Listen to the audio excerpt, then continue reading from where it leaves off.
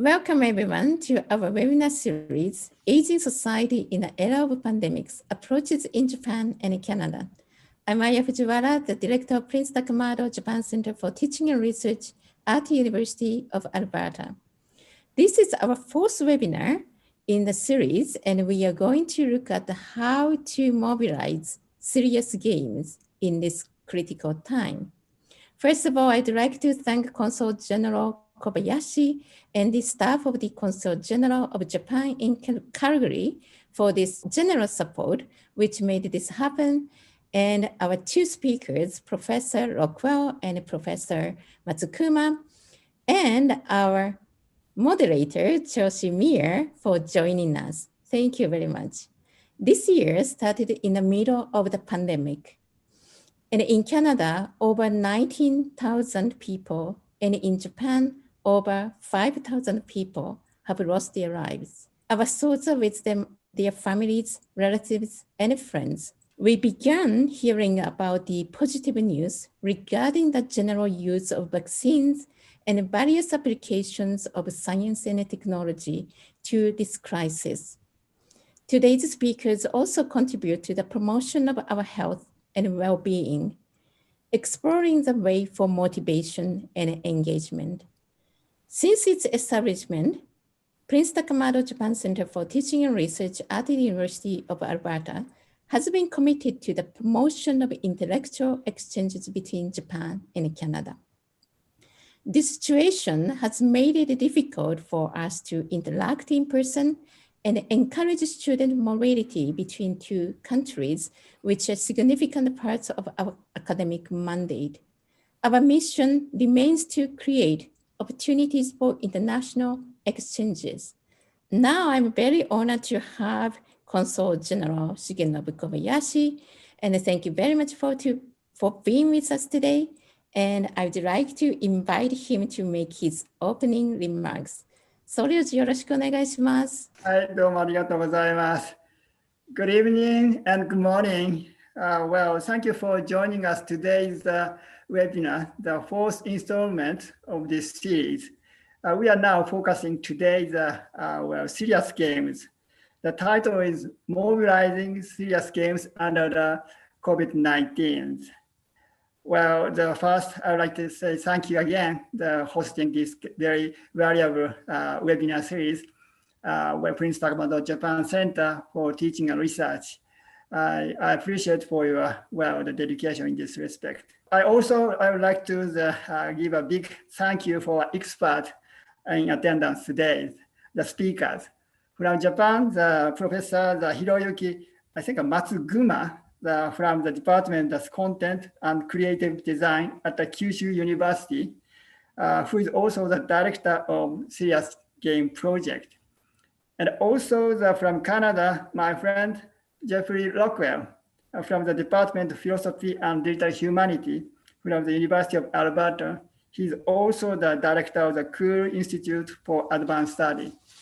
He's also a very important person for this Prince Takamado Japan Center for Teaching Research, I think.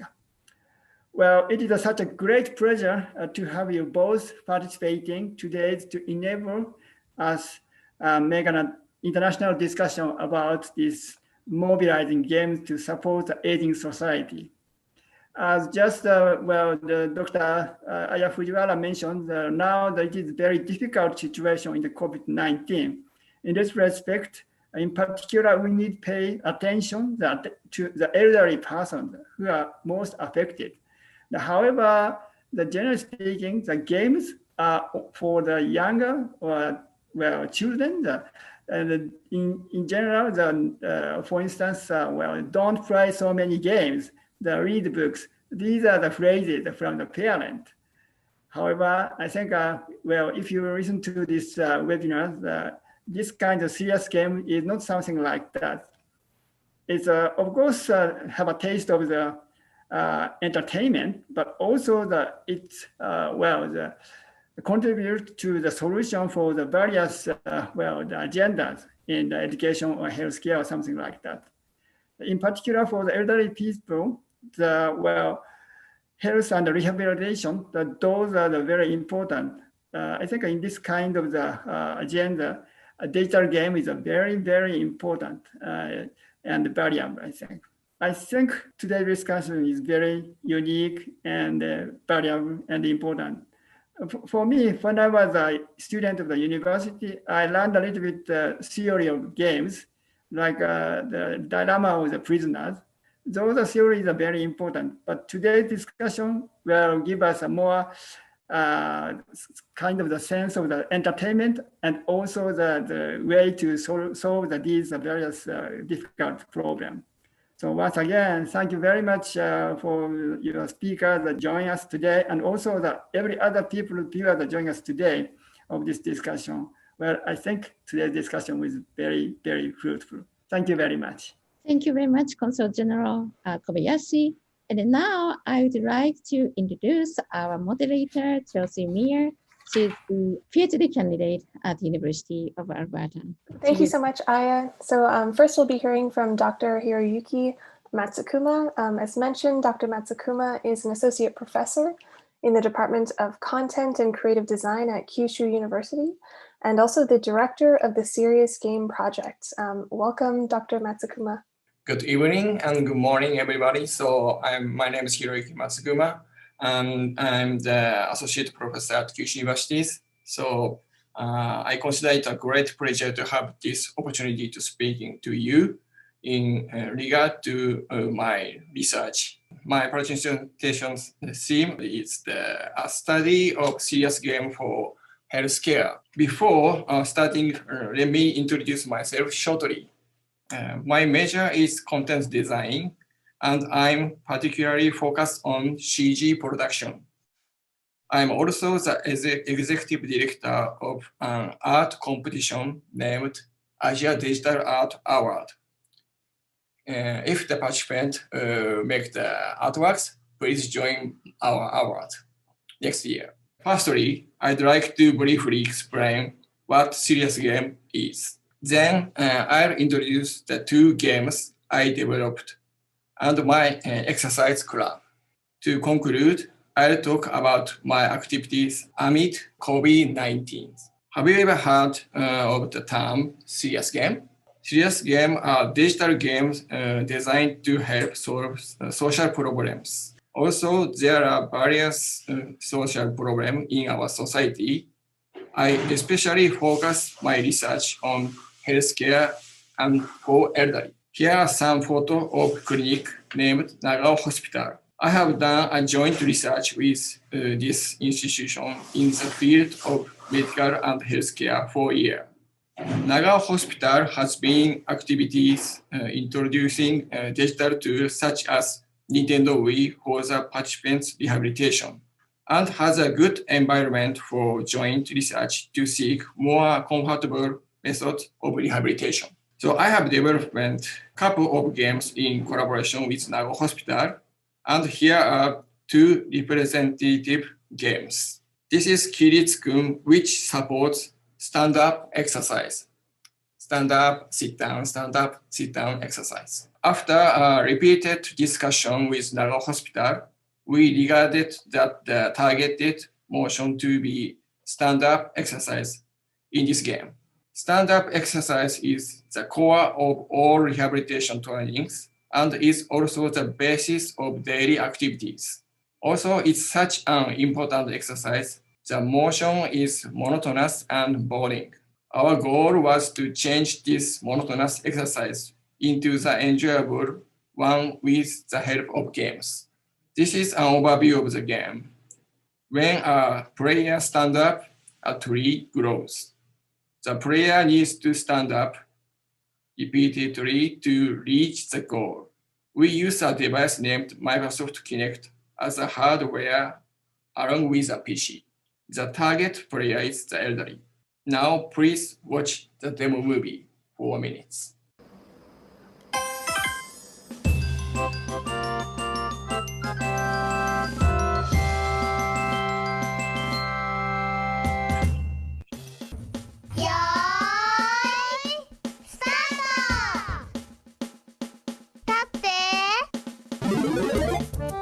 I'll set stand up and sit down. 立って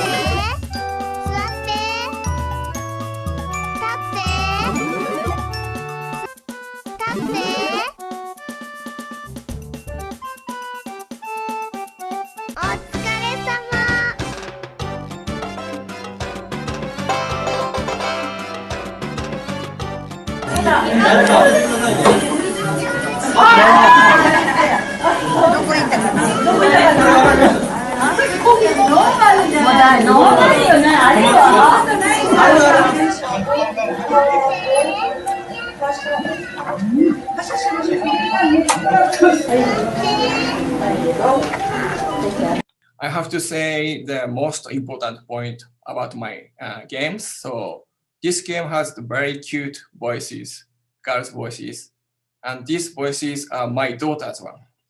And after developing the game, we have concluded a verification experiment. The game was proved to be useful and safe for the patient. There are 3 evaluation items.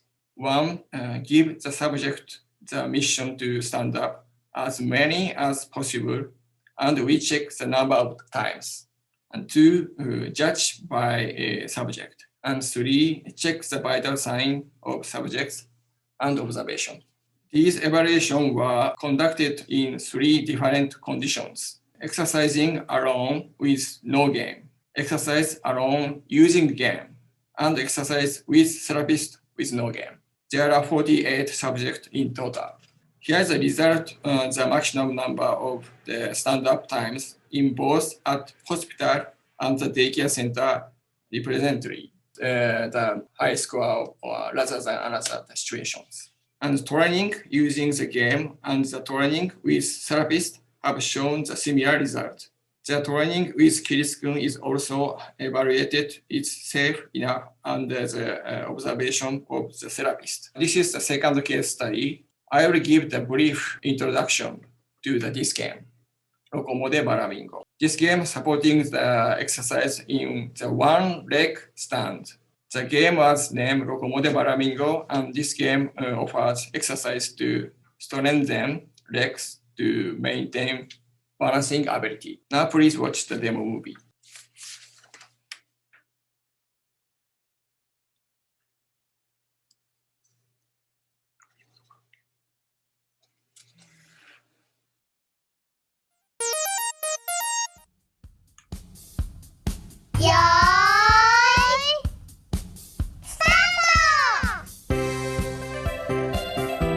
This game also uses Kinect. The player controls the avatar easily.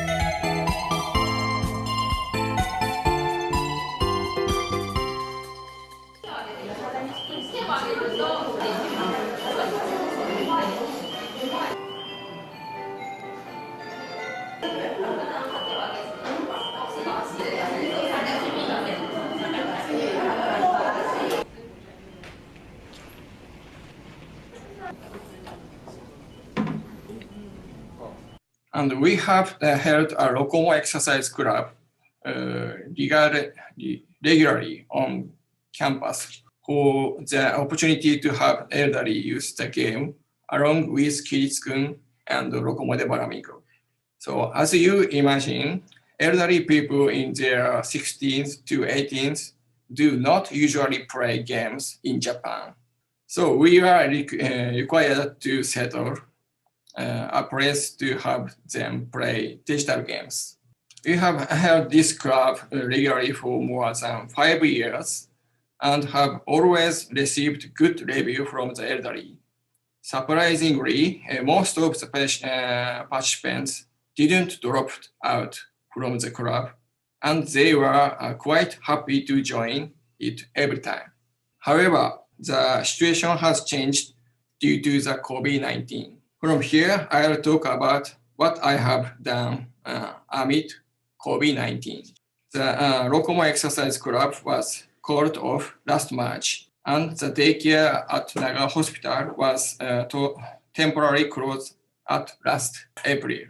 Currently, patients commuting to the daycare center is possible, but the training environment is limited. Chance of the rehabilitation are reduced. As a result, we ended up being able to provide adequate care to the elderly. Therefore, we developed an iOS version of the game, Kiritsu-kun. Our ultimate goal is to give the opportunity the elderly to exercise moderately and communicate casually, even at their home. The content is basically the same as the PC version. iPhone can detect the player's movement by an accelerator. Hold iPhone with hand to play and stand up and sit down training. I'm using this game. In my case, I play this game for my abs exercise with like that. And the result of exercise are stored in the cloud, and each player can check their own exercise history by logging the website. The leaderboards and title are shown motivational elements. So we have been experimenting with the iOS version since last June. The detail of the survey are as follows. Can elderly play iPhone game at home alone? And how long can they continue? And the participants is 5 persons. The main person is elderly A and B from Naga Hospital. One person is age is 65 years old, and elderly B is 81 years old. And one more person is a health fitness programmer from the local government health and welfare center. And another one is the professor. He's my colleague, and his major is the exercise psychology, and me, 5 persons. But unfortunately, the elderly B was hospitalized for another illness and stopped playing last September. And now we continue to play game with 4 people. And here is our history as of January 21st this year. So you can see that I am the worst player in all of us. Let me introduce some of the reasons why the elderly A has continued the game. He said that I don't want to lose other players who are working hard. I feel good when I obtained a higher level title. This elderly A loves the title so much. And so I asked the therapist yesterday, so he will reach the top of the title in this week, the God of Standing. We believe that use and continuation of the game by the elderly is expected to be possible. We would like to increase in scale of the experiment, but it's difficult to find the proper subject and the experimental environment. Because many elderly people in their 70s and 80s don't have the smartphone or Wi-Fi at home. There are some of the issues that we need to address in the future. I plan to continue my research on using game to support healthcare. Thank you very much for your attention. Thank you so much, Dr. Matsukuma. That was really interesting. Our next speaker is Dr. Jeffrey Rockwell. Dr. Rockwell is a professor of philosophy and the director of the Kyushu Institute for Advanced Study at the University of Alberta. Welcome, Dr. Rockwell. Thank you. I want to start with a contradiction, which is a contradiction right in the idea of serious games or games that have serious purposes like education or health. And I want to use this contradiction to try to unpack and understand some of the games that we've been developing here at the University of Alberta. This contradiction is captured in this quote from the sort of grandfather of game studies or ludology, Johann Huizinga, who wrote the book Homo Ludens, or The Man Who Plays, back in 1938. And as you can see, he was pretty clear in his definition that play, at least, was something that shouldn't be serious. More contemporary writers, for example, this is an essay on Slate, have been even more sort of clear about the relationship between games and serious endeavors. And I rather like this quote here about Educational games are like dumping Velveeta broccoli. You know, the Velveeta sort of covers the fact that they're really supposed to be good for you. So this is the challenge that I think that we're facing. And the way I want to sort of tackle it is twofold. First, I want to just briefly give people a little overview of sort of the history of serious games and the types of serious games. This is going to be very fast and will supplement what Professor Matsukuma presented. And then I'm going to talk about a series of projects that I've been involved at here at the University of Alberta and talk about the successes and failures and the challenges that we've faced with this. So you can sort of see the outline of what I'm going to do. So educational games have been around for a while. A very well-known game, the Oregon Trail, actually goes back to a text adventure version from 1971. This game puts you in a situation where you are the wagon leader of a group of settlers who are trying to cross and get to Oregon. And it's a way, the game is designed to teach you about the realities of pioneer life back in 1847 and so on like that.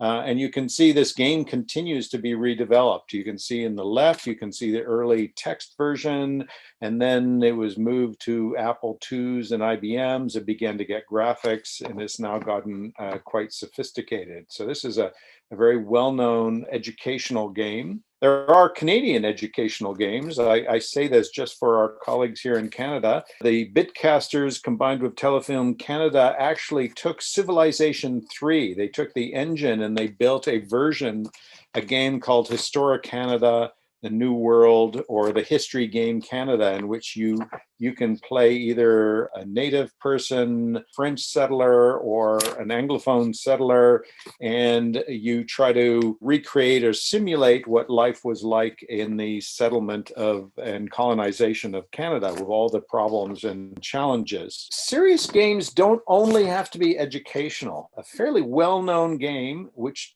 takes a total of like 1 to 5 minutes to play, is this game called September 12th.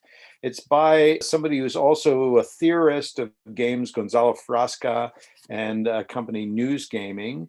As you can tell from the title, this game is an attempt to get you to think about September 11th and the American response to September 11th. What you do in the game is you can see a little crosshairs is you're trying to get terrorists. You're sort of up in the sky and you're looking, and then when you see someone who looks like a terrorist, you hit a button, it launches a virtual missile, and it takes a while before the missile hits. And then you can see, and what usually happens is you end up killing innocent people. And the point of the game is to make a political point about the nature of this sort of distant video game type war. I show here a book, Persuasive Games. There's a whole genre of these serious games that try to put you in a position to think differently about the world around climate change, around politics, and stuff like that. A classic form of serious game is, of course, simulators. The Microsoft Flight Simulator is one of the oldest around. It's a game that is still being developed and redeveloped for new platforms, and it goes back to 1977. And it's a fabulous example. My understanding is that you can use the Microsoft more current versions of the flight simulator along with the appropriate physical aids. You can actually use them to get experience that will count towards certain types of flight certificates and so on like that. And so I think simulations are extremely important as a form of serious game. But there are some types of serious games that people don't think of, and these are some of the ones that I'm particularly interested in. There's this type of game called an augmented reality game. And augmented reality games, in effect, take something that is happening anyway, and they add something to it. And you'll see that a number of the games that we've developed are locative, geospatial versions of augmented reality games. This one here, I Love Bees from 2004, is a fairly famous one. You start the game going to a website, which looks like it's a nice, cute little website about somebody who loves bees. And then the website gets interrupted and you start getting messages. And then you have to go outside and try to get information. And this game was actually developed as an ad. It was developed as a way to promote another game. I think it was a viral marketing for the game Halo 2. But this idea of augmented reality is something that people have used in a number of different ways. Some of you may remember that movie, I think it's called The Game, in which a brother buys a augmented reality game for his wealthy brother. The wealthy brother never knows if he's in a real situation or a game. And hence, one of the best known books about augmented reality games has the title, This Is Not a Game. Because part of what makes it a game is you don't actually know if you're in a game, which can be sort of fun for various in various ways. So this is one type of game, and you'll see some examples of what we've tried. There is then this idea of gamification. An obvious example of gamification that some of you may have heard about is chore wars. Nobody likes cleaning up around the house. I'm just like everyone else. I don't like it. So what you do is you turn cleaning up your house into a competition, if you will. And Chore Wars, it's still going now. You can go in, you can create an account, you identify the chores you have to do. And then what happens is you build a character and you get points and you get armor, just like any other game. So when you do your chores, you get more and more stuff. And there's a very well-known and very readable book called Reality is Broken by Jane McGonigal, in which she argues that gamification is going to be very important. And there's all sorts of ways of using it. In her case, she talks about how, I believe she had a bad concussion, and she used gamification, gamifying her exercise and her therapy as a way of slowly recovering from that. To return to our question, I started with Huizinga as one of the famous names in game studies. But another famous theoretician of sociology, Roger Caillois, has a book in which he opens up the idea of game, and we can begin to see how serious games can exist, even with our sort of an older idea of what games are. In particular, Caillois points out that there's different types of games. I mean, if we ignore computer games, we have competitive games, but we also have games of chance. Dice, Monopoly, various card games. We have games of simulation that mimic the world. And of course, Microsoft Flight Simulator would be an example. And then we have games of vertigo, games that put you in a position where you can feel something that you might not be able to feel or might be too dangerous to feel.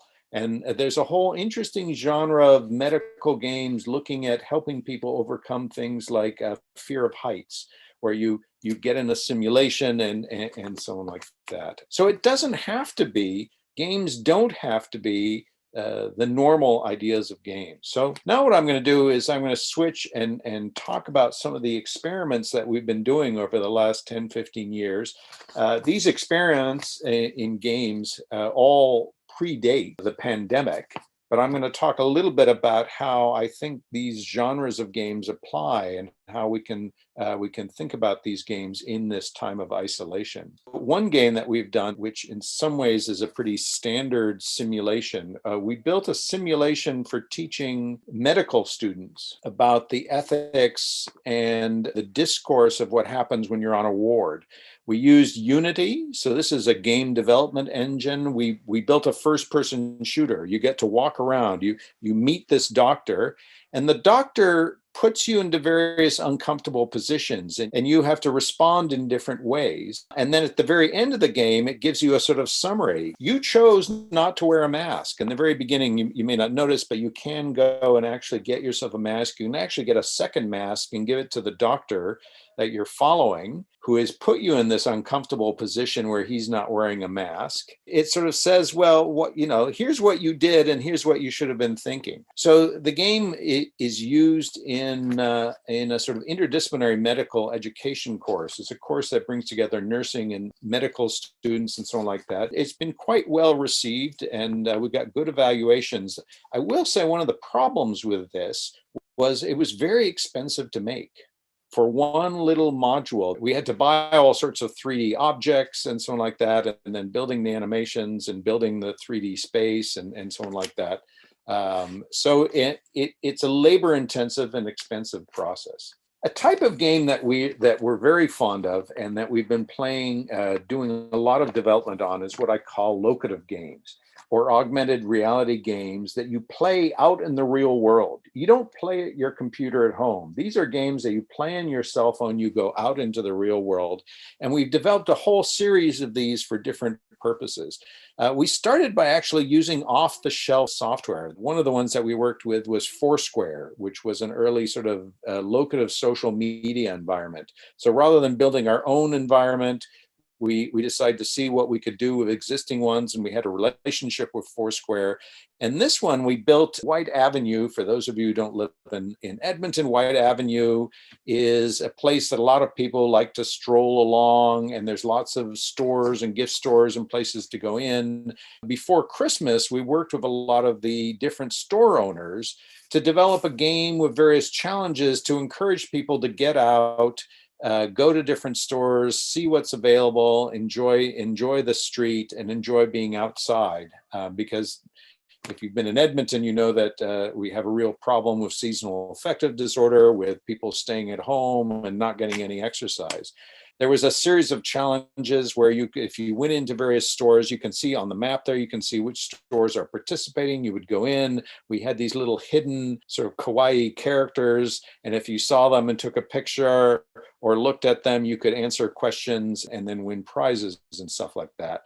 I will say some of the good parts of this, some of the things that we learned was that for many people, this was a social experience. They did it with each other.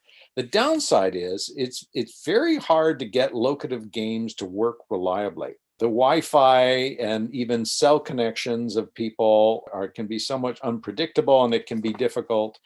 We found it very difficult to attract players. Nobody wants to sit there downloading a game and messing around and so on like that when they're out on the street, and they want to walk up and down, they want to go into stores and stuff like that.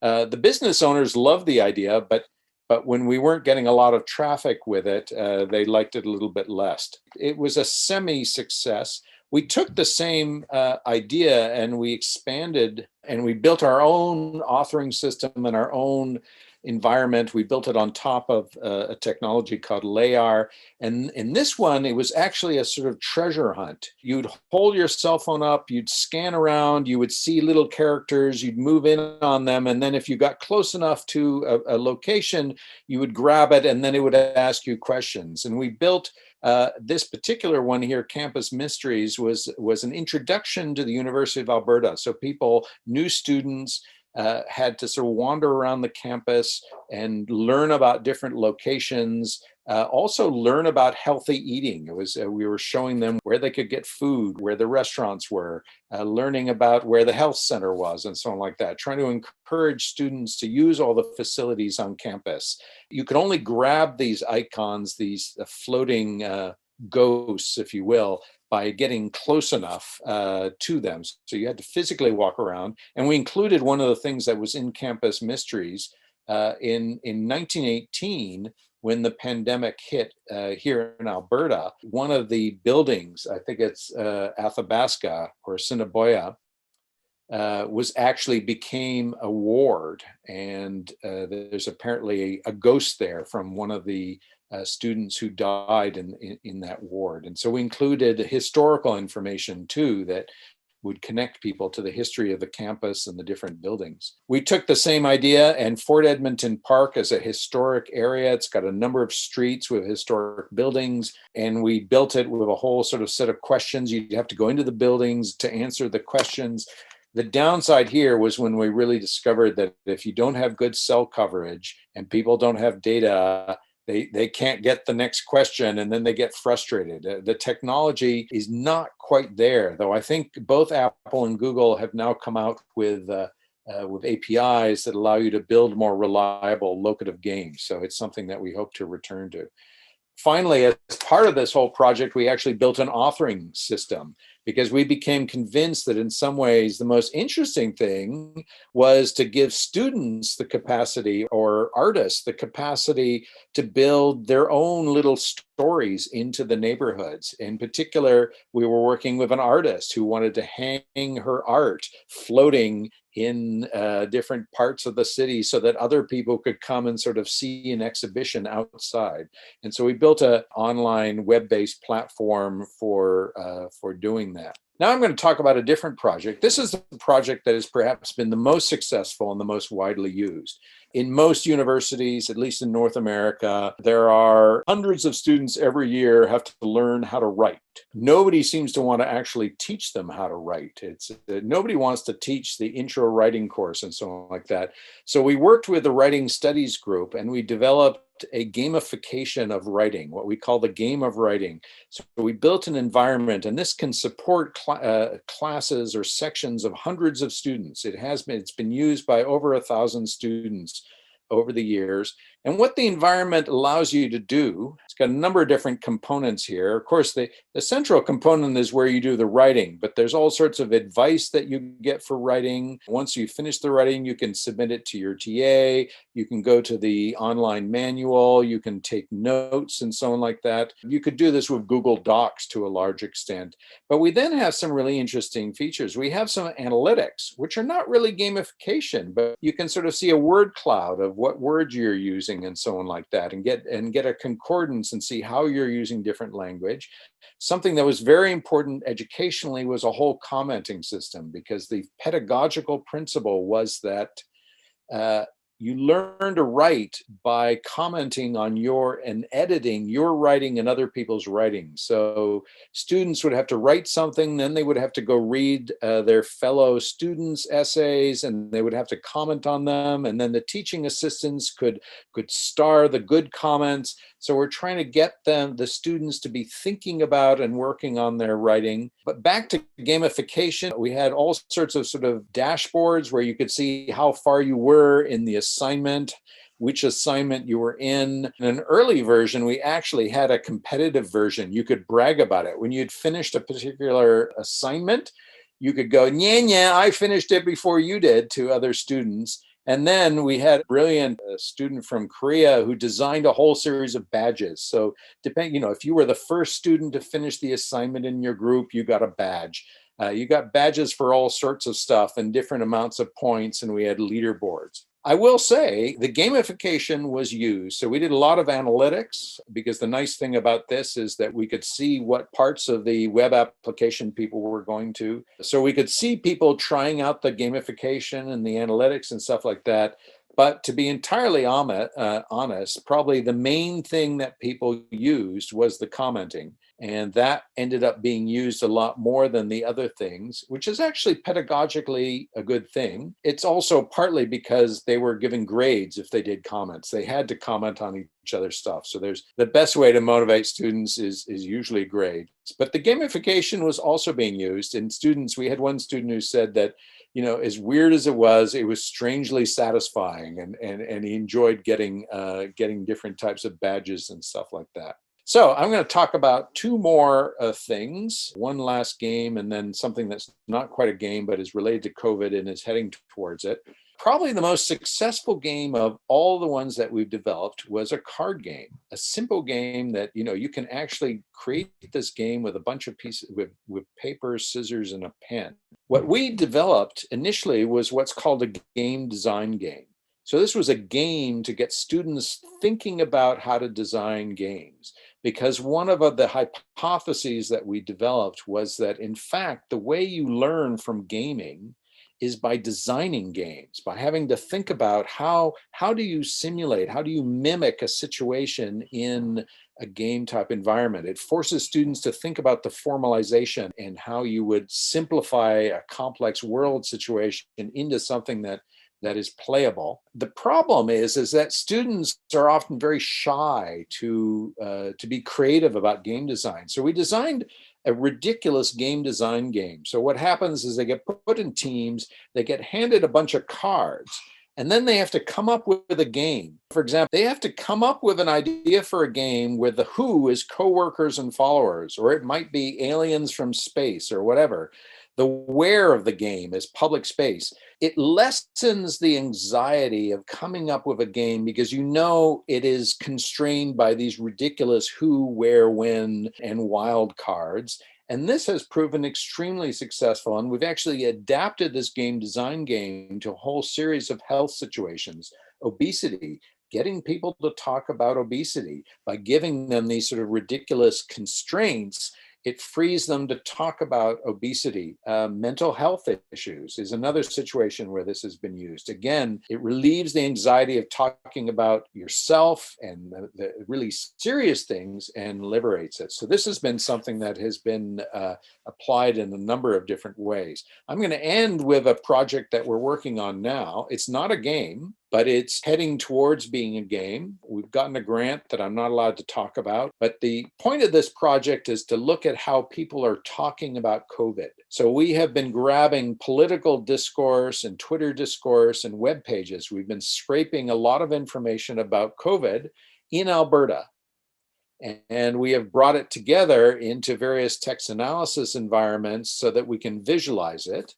And the goal is next to start building visualizations which we can return to Albertans. So Albertans can play with their own discourse. So it's not quite a game. The idea is to give people a way to visualize and reflect on how COVID is being talked about. I'm going to stop with this great quote from our colleagues here in Canada, De Castella and Jen Jensen, who point out something that I think is in many ways an answer to the contradiction I started with. And that's that games aren't just played. You don't learn only from the game itself. There are things that are talked about, they're read about, they're cheated, they're fantasized about, altered, they become models for everyday life. The serious aspects of games are much wider than the games themselves. And that's one of the ways that we're trying to think about serious games. Thank you very much. Thank you so much for both of your presentations. They're really interesting. I've got lots of questions and I'm sure you guys do too. So just a reminder to our viewers to post your comments and questions.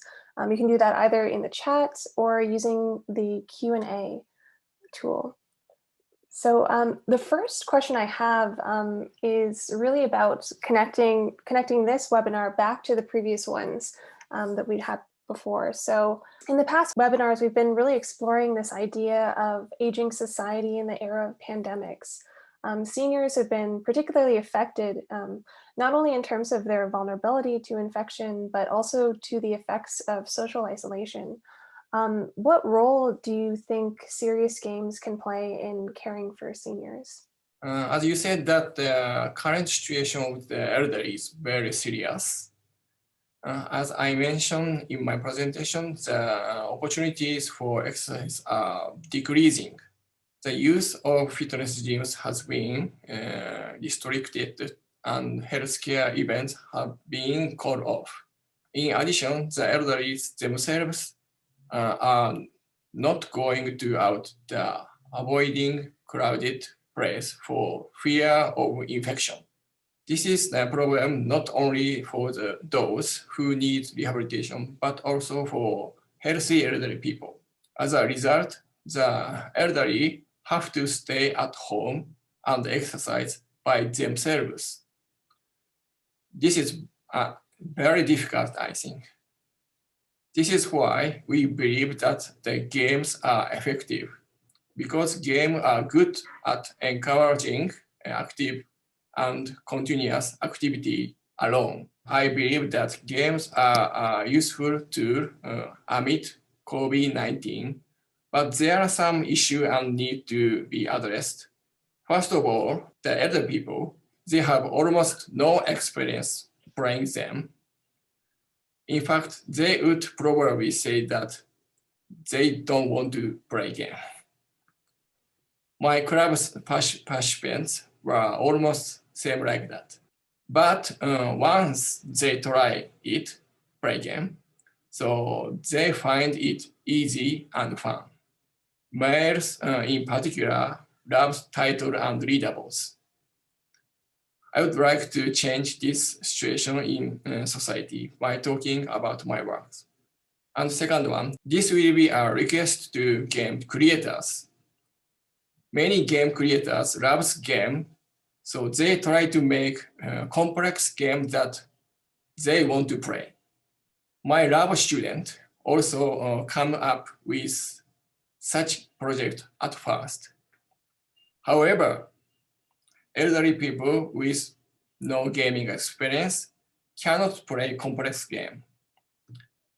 The rules, operations, and interface that elderly people need to understand should be as simple as possible. On the other hand, the passive elements such as image, movie, and sound are fine, just like a game played by younger people. Of course, if the goal of the game is to maintain health, the design should also make people want to exercise. And so serious game design requires a lot of thought and hard work, but I hope that many good games will emerge amid COVID-19. Thanks. And that was really interesting to hear about some of your insights into designing specifically for seniors, which is really interesting. Jeffrey, did you have anything to add to that question? I think Professor Matsukuma has made a very important point about how we're always tempted to make games for ourselves. I know that that's a temptation I've not always succeeded at overcoming. But I think there's a parallel point to be made, which is that in fact, some seniors play games. They're not what we call video games. My mother was an avid bridge player. My mother-in-law plays Scrabble. There's a whole series of games that we sort of forget about, car games, board games, and stuff like that. And these games often have two values. One, they have a social aspect. I know in the case of some of the elderly people, so this is anecdotal, this is not based on research, but I know a lot of people who are now figuring out how to play Scrabble online, even if it is a very simple website or just sending emails with well, not for Scrabble, but for chess. I know people who play chess by email and something like that. And we're seeing some websites which are beginning to, mimic very simple, the mechanics are simple. They're not first-person shooters or anything like that. And I think this is important for cognitive and social purposes. So that I think is something that is important. The work that we were doing with locative games, I think is also important, perhaps more so in a cold place like Edmonton. But the idea was to get people out and to give them information about their surroundings. And when we were designing those games, COVID was not a problem, but I think there is the potential to explore how, again, locative games properly designed, and especially ones which are audio games, which you just, everything happens just to what you're listening to, can add a layer of sociability and can add a layer of information and cognitive challenge that make the spaces around you more interesting and help people get out. So that would be a hypothesis. So I noticed there's an interesting question about luminosity and brain health and memory games and something like that. I think there's a very interesting question around games and cognitive, I think a lot of elderly people are very concerned about their memory and cognitive abilities. The question from Heather Christie Burns was about games like Luminosity, where the games are sold as kind of brain health and memory improving games. I have one of those games downloaded on my phone as well. But Heather's point is that there's some literature that's skeptical about whether or not these games actually improve the player's outcomes, work just in the game itself, but not in the real world. So how skeptical should we be of these memory and brain improving games? I'm just going to say we should be very skeptical. I remember when for the Nintendo Wii, I think it was Brain Age, was sold, and it was sold as being research-based. But then I think there was follow-up research that questioned that. I will say, however, though, one question is whether or not it's actually helping with your memory. But the question I'd like to see answered is whether or not people are enjoying playing those games, because even if they aren't actually improving their memory, there may very well be a level to which this is a palliative, that it reassures, it helps people, check their memory and think about their memory and talk about their memory and stuff like that. So it might have other network effects that we can look at. We actually had another question related to Professor Matsukuma's work Ahmed Amir Saeed is asking about the qualifications for playing the games.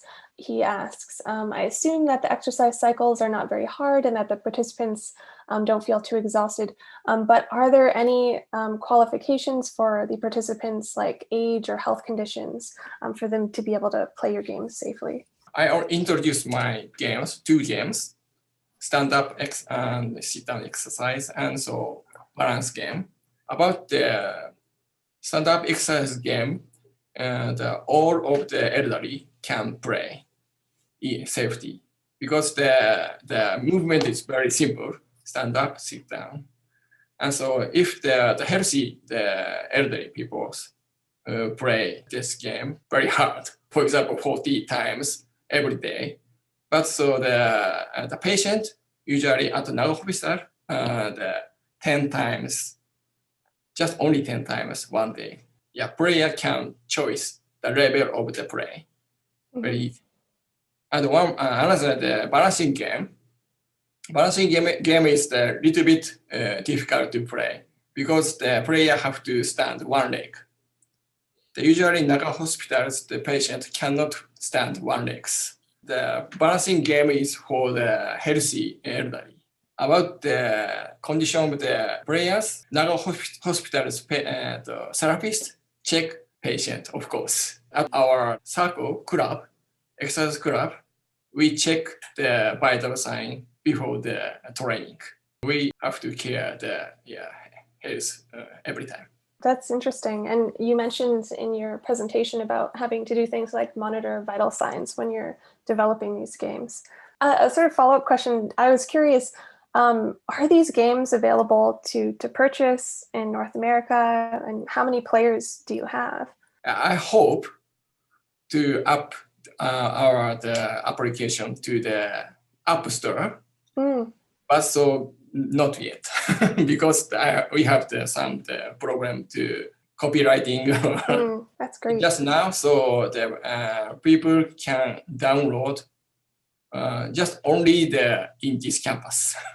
I see. Jeffrey, you'd mentioned how labor intensive and how expensive these games can be to develop. But actually, one of the most popular types of games in the past year of the pandemic have been board games. And I'm curious whether board games have ever been used as serious games or studied as a type of serious game. You also mentioned things like chess or crossword puzzles. Like, are serious games more of an approach to it, or do you have to design them specifically to be that way? I think there's a whole renaissance of board games. I mean, it didn't just start with the pandemic; it predates it, and goes back to some of these new Euro games, as they're sometimes called, and some of them are quite serious. There is a game called Pandemic, which is a collaborative game, and it's really extraordinary. It's a very interesting game, and there's a whole tradition, not just with board games, but some of you may remember your gym teachers when you were kids, of these collaborative games that you did outside where everyone had to push a big ball around the field, and the idea was to stop having competitive games and build collaborative games. So there's a long tradition of this. The Pandemic game is, I think, in some ways a serious game, and it is also fun. And one of the projects we did is we actually adapted the game mechanic of Pandemic is adaptable to various other things. And you, Chelsea, will be amused. We built a version of Pandemic which was around learning about the digital humanities and conferences and having to solve problems in groups and so on like that, which was designed to sort of teach people about project management in the digital humanities. I very much think board games and card games, and one of the nice things about board games and card games is they're so much faster to build and prototype and try and to fix than doing it online. Obviously, to get really good artwork takes a ton of work, but you can quickly prototype and try stuff out, which is why when you look at game design courses, you often see people starting with card games. Hiroyuki, do you have any comments on the use of board games or hands-on traditional games? I love the analog games using the card or the piece. In my lab, so our students try to make the serious game using the card, but not only card and sensor and network, the player can play the serious game using the analog card and digital tools. I think they're very good that combine the digital the good element and analog good element. So very easy to use the analog game and so very useful by the digital one. In Japan, if you go into the arcades or the game centers, there are these games where you place cards on the board and it's a combination and you might be playing someone over the network. These fabulous, there's so much creativity there. And even like the Nintendo 3DS, they have cards, you lay it down and then through the 3DS, all of a sudden the card gets augmented. These lovely combinations of hybrids. We had another question from an audience member asking about the future of serious games. So the question is, what are some current trends you see in terms of specific demographics that might benefit from serious games? Well, I'm just going to say something I mentioned in my talk. I think as Google and Apple build the hooks into the operating systems for cell phones, I think we will see a lot more locative games that you might listen to or play on your cell phone. Imagine if you were listening, instead of listening to music on your cell phone as you're walking down a street, imagine that you were getting commentary or something that is based on where you are. But that depends on the technology layer being really robust. So we've had tons of prototypes, but it wasn't until Pokemon Go that we began to really see these games working reliably enough to be commercially viable. Once they become commercially viable, then the public in some sense is educated as to the mechanic, and then we can start building serious versions. When you have a generation who understand how these games work, then we can build serious versions that might be a guided tour of the temples of Kyoto or something like that. Professor Matsukuma, any comments on future trends for serious games?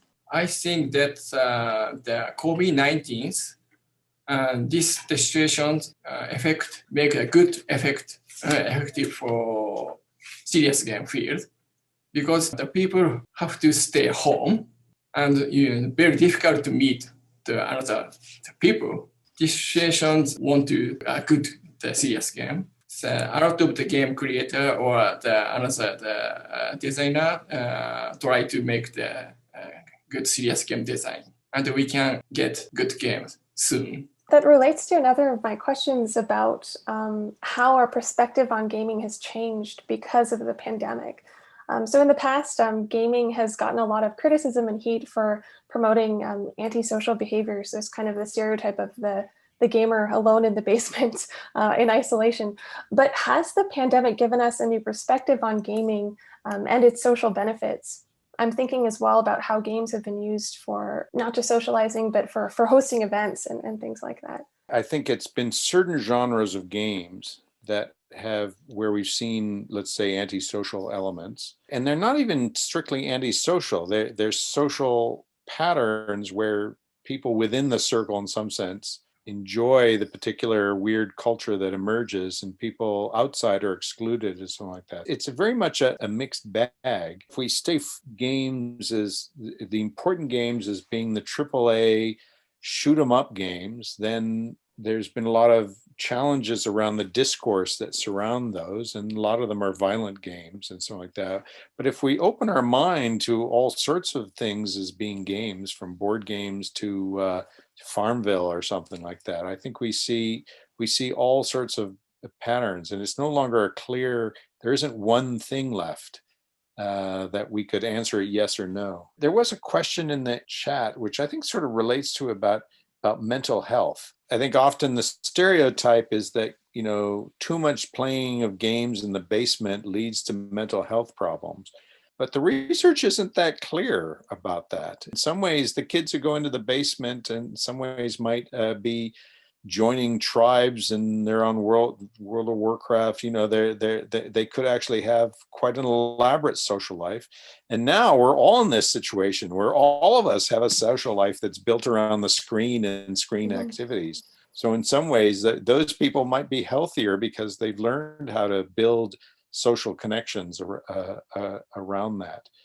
What I will say is I think it's going to be very important to study these effects, the mental health. And I'm going to say one thing that I think is a pattern that's happening is, and it has a good and a bad side, we can gather data on people when they're playing online games in a way that we never could with board games or running around playing hide and seek. So there's a level of surveillance that is happening. Anyone who's playing an online game, these online games have all sorts of analytics going on and all sorts of surveillance.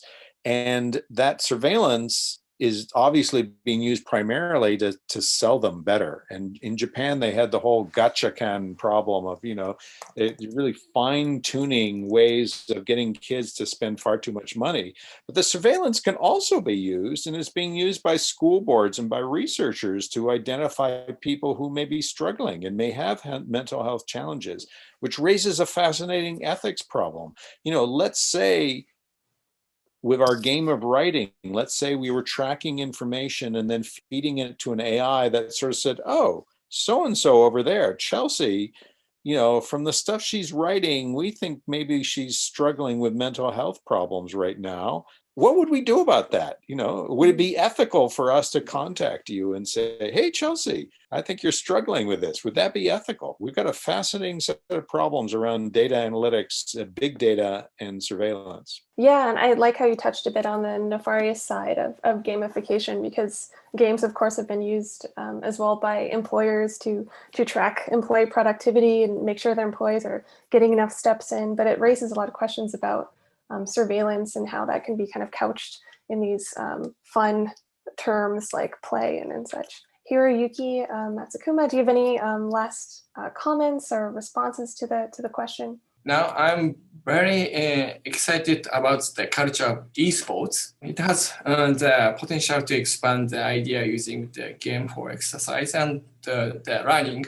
Japan is the logging behind efforts to promote esports. The other countries get excited, so Japanese also will follow suit. So I hope that the Canada will also get excited. Yeah, it feels like the possibilities of sports have just kind of exploded, especially in the past couple of years. But yeah, with esports and concerts taking place on Minecraft or poetry readings taking place in Animal Crossing, it's really exciting. So Jeffrey, do you have any last comments?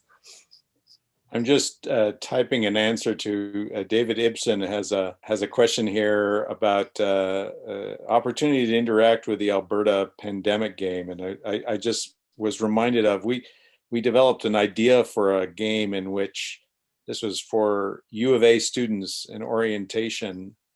And the idea was that the University of Calgary, they were all zombies, and the students were coming to Edmonton, and our students had to learn about the city and to prepare and get food and exercise, all that sort of stuff. So that was our attempt to sort of build an Alberta pandemic game. But of course, it was very biased, very pro Edmonton. Thank you very much for such an insightful and interesting presentation. And I'm not really a game person because I cannot win in any sort of game, but I was very interested in game after these presentations. And thank you very much, Consul General Kobayashi, for being with us today. And it was a great honor to be with you. And thank you very much for everyone for joining us. It was such a pleasure to have so many audience, so many people in the audience.